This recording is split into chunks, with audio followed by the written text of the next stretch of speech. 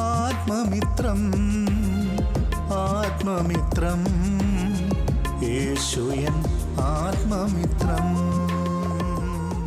परमेश्वर की बड़े नाम की महिमा हो। फिर से आने वाला प्रभु यीशु मसीह के मधुर और श्रेष्ठ नाम से सबको जय मसीह की। पिछले कई दिनों से हम उत्पत्ति की किताब पहला अध्याय से लेकर निर्गमन की किताब 19 अध्याय तक कुछ बातें मनन किया है हमारा जीवन के लिए। ये स्टडी नहीं है, एक अध्ययन नहीं है, ये बात को हम देखा है। परमेश्वर ने हमको सहायता किया है इतना ध्यान देने के लिए, देखने के लिए, मनन करने के लिए। प्रभु चाहे तो आज से लेकर हम आगे निर्गमन की किताब 20 अध्याय से हम कुछ बातें मनन करेंगे। निर्गमन की किताब 20 अध्याय परमेश्वर का वचन के स्पेशली पुराना नियम का एक महत्वपूर्ण अध्याय है। इसलिए है कि हम जानता है कि परमेश्वर ने इस्राएली लोगों को 400 साल फरो का अधीनता में कष्ट और तकलीफ सहने के लिए अनुमति दिया था। वो अब्राहम को भी कई सालों पहले बताया था। वो कष्ट और तकलीफ के बाद में परमेश्वर ने उनका रोने का आवाज़, उनका आंसू देखा है। उसी टाइम परमेश्वर ने मूसा को खड़ा कर दिया है। मूसा के द्वारा इस्राएली लोगों को मिस्रैम से छुड़ाकर कनान की ओर अब्राहम को वायदा किया है, उसी देश की ओर ले जा रहा था। हम जानता है कि वो लाल समुद्र के पार होते हुए वो मरुस्थल से आगे बढ़ाता आया। 19 अध्याय में हम देख सकता है कि वो सीनाई पर्वत के पास इन लोगों को लेके आया है। ये आगे चलने के पहले कुछ बातें प्रभु परमेश्वर इन लोगों को कहना चाहता था। इसलिए परमेश्वर चाहा है कि परमेश्वर स्वर्ग से उतर कर सीनाई पहाड़ पर उसका चोटी पर आ जाए। उसने चोटी पर आया है, परंतु कोई दया उधर हम नहीं देख सकता है। बहुत खतरनाक रीति से आग और मेघ ऐसी स्थिति में है। कोई भी, वो तो सिनाई पहाड़ के ऊपर चोट पर आया था, परंतु नीचे भी कोई भी सिनाई पर्वत के पास तक आ नहीं सकता था। उसमें एक लिमिटेशन, एक फेंसिंग लगा के रखा था कि इसके आगे कोई भी ना जाए। कोई जाएगा तो उसको मृत्यु सहना पड़ेगा। वो परमेश्वर सिनाई पहाड़ पर आकर 40 दिन मूसा से बात किया है, मूसा के द्वारा वार्तालाप कर रहा है। परमेश्वर ने उनको जीवन बिताने के लिए, उनका प्रभु के साथ का जीवन बिताने के लिए परमेश्वर ने एक 10 आज्ञा को उनको दिया है। वो 10 आज्ञा के बारे में ही ये हम ये 20 अध्याय में हम देख सकता है। 1 से लेकर 17 पद तक परमेश्वर ने उनको 10 आज्ञा को दिया है, उसी के बारे में।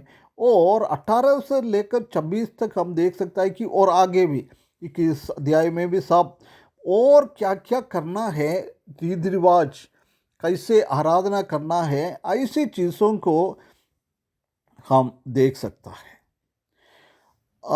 ये 20 अध्याय में हम देख सकता है कि I am the Lord who speaks, मैं तुमसे बात करने वाला यहोवा है। 1 से लेकर 17 पद तक हम देखेंगे तो आई एम यूर लॉ, मैं तुम्हारा नियम है, तुम्हारा बातें, ये क्या क्या करना है वो सब चीज़ें मुझ पे है। और 18 से लेकर 26 पद तक हम देख सकते हैं कि आई एम योर फियर, मैं तुमको मुझे डरना है, डरा एक डरावना का परमेश्वर है, ये बात को हम देख सकता है। हम उसका पहला से लेकर उसका 11वें पद तक हम देख सकता है कि 4 commandments regarding our conduct before God, परमेश्वर के सामने हमारा स्वभाव कैसा होना चाहिए उसके बारे में पहला पदों में हम देख सकता है ना। उसके बाद हम देख सकता है कि आगे के भाग में क्या लिखा है उसी को भी हम उसमें देख सकता है। 12 से लेकर 17 तक 6 commandments regarding our conduct before God and man, 6 आज्ञा है हमारा स्वभाव परमेश्वर की और मनुष्यों के सामने कैसा होना है उसी के बारे में लिखा हुआ है। उसके बाद 18 से लेकर 21 तक हम देख सकता है कि the Nations great fear of the presence of God, उस जाति का परमेश्वर के सन्निधान में, परमेश्वर के समीप में ये कितना एक डरावना का एक अनुभव, बहुत डरते हुए लोग परमेश्वर के पास जाना है, उसी बात को हम देख सकता है। और 22 से लेकर 26 तक the law concerning worship and altars, 22 से लेकर 23 तक हम देख सकता है कि परमेश्वर ने कई नियमों उनको दिया है, कैसे परमेश्वर को आराधना करना है, कैसे बलि चढ़ाना है, इसी बात का एक विवरण हम इस अध्याय में हम देख सकता है। जब हम ये 10 आज्ञा के बारे में सोचता है, 1 से लेकर 9 आज्ञा तक कोई भी करेगा तो उसी का इफेक्ट मनुष्यों को मालूम पड़ता है। चोरी नहीं करना है, व्यभिचार नहीं करना है, यदि वो सब करेगा तो लोगों को भी समझ में आता है। परंतु आखिरी का है लोभ ना करना है, लालच नहीं करना है, दूसरों को चीज़ का लालच नहीं करना है। ये बात हम देख सकता है कि ऊपर की ओर से नहीं, ये अंदर की ओर से, हृदय की ओर से आ रहा है।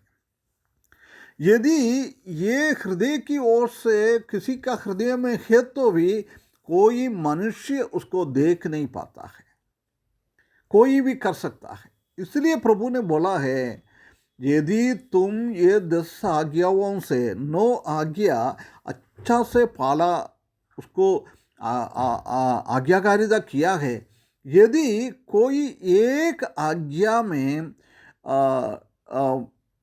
पराजित हो जाता है, वो कर नहीं पाता है, ऐसा अगर तो तुमने नो किया है, वो भी कोई फल नहीं है, उसका भी परमेश्वर नहीं मानेगा। हम जानता है कि ये न्याय का एक कमज़ोर दाग हम देख सकता है। इसी के द्वारा किसी का भी पूर्ण रीति से उद्धार नहीं कर पाता था, क्योंकि मोह किसी का भी हृदय में आता है, हम रखेंगे तो किसी को भी नहीं मालूम है, परंतु परमेश्वर को मालूम है ना। इसलिए ये व्यवस्था उद्धार के लिए नहीं होता था, परंतु व्यवस्था से बढ़कर अनुग्रह उद्धार के लिए हम देख सकता है।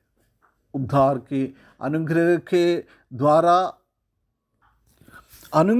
द्वारा ही उद्धार होता है। परंतु आजकल हम जानता है कि मसीही मंडलियों में व्यवस्था भी और अनुग्रह भी दोनों मिलजुल कर लोग काम करता है। हम जानता है कि उसी के द्वारा उद्धार तो होएगा नहीं है। कैसे उद्धार होएगा? नहीं होएगा, है ना। व्यवस्था अलग है, कृपा अलग है।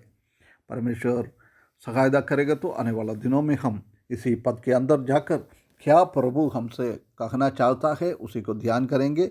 उसके बड़े नाम की महिमा हो।